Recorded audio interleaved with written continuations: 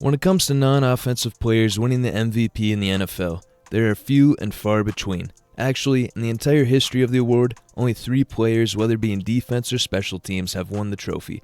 Now I know the kicker who won it, Mark Mosley, and Giants legend Lawrence Taylor have all been talked about enough for their seasons. But what about the very first defensive player ever to win? This man beat out names such as Roger Staubach, Bob Griese, and even his own teammate to make history. I'm talking about the late great Alan Paige of the Minnesota Vikings. For this video, we have to go back to the year 1971. The Vikings, in the midst of their dominant run in the late 60s and 70s, had one of the best defensive lines in the history of the NFL. The Purple People Eaters were their name and were the core pieces to the Vikings' success. Jim Marshall, Gary Larson, Hall of Famer Carl Eller, and our guy, Alan Paige. Coming into year 5, Paige had career stats that I could find of 13 fumble recoveries, 1 interception, and an alleged 39 sacks. I say alleged as sacks weren't officially recorded until the year 1982. Nonetheless, I'd say a great start to the career. Not to forget, he also made 3 Pro Bowls and 2 All-Pro teams in that time. To note, before I recap the season, tackles were also a hit-or-miss stat to record on game-to-game basis back in the day, but from the official Vikings website, they said he got 109 tackles. Anyways, Week 1 in 1971 saw a matchup against the Lions, where the Vikings got the win, 16-13.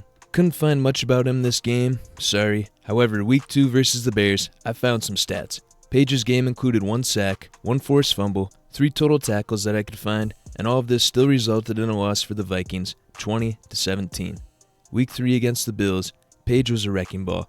Not only did the Vikings just give up 67 passing yards, but Paige racked up 2.5 sacks and a forced fumble that resulted in safety for the team.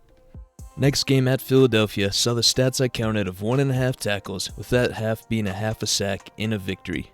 Rivalry game in Lambeau Field was where Paige and the Purple People Eaters forced a ton of pressure. This pressure led to untimely interceptions by Packers rookie QB Scott Hunter, where I like to think Paige forced 2 of these errant throws to the Vikings team. Yet another Vikings win, and another week I could only find 1 tackle from the film for Paige. Monday Night Football for Week 6 saw the Vikings play the Baltimore Colts, who still had Johnny Unitas.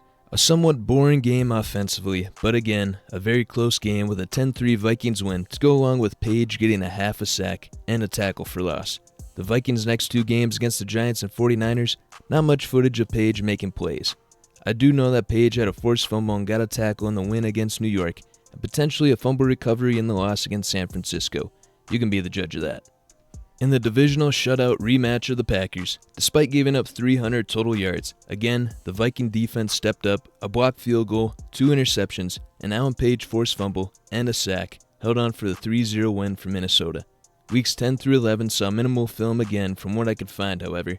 Paige got 2.5 tackles and 2 wins. First being in New Orleans, where the offense scored their first touchdown in 3 games, resulting in a 23-10 victory. Week 11 on a muddy day in Minneapolis didn't stop the offense from tying their season high in points scored at 24. These 2 weeks of offense finally started clicking. But just as the offense started rolling, the defense laid an egg Week 12, losing versus the Chargers 30-14. Now Week 13 against the Lions, Paige was once again a wrecking ball. Paige's specials team play got him a blocked punt, which rolled out of the end zone, getting the Vikings a safety.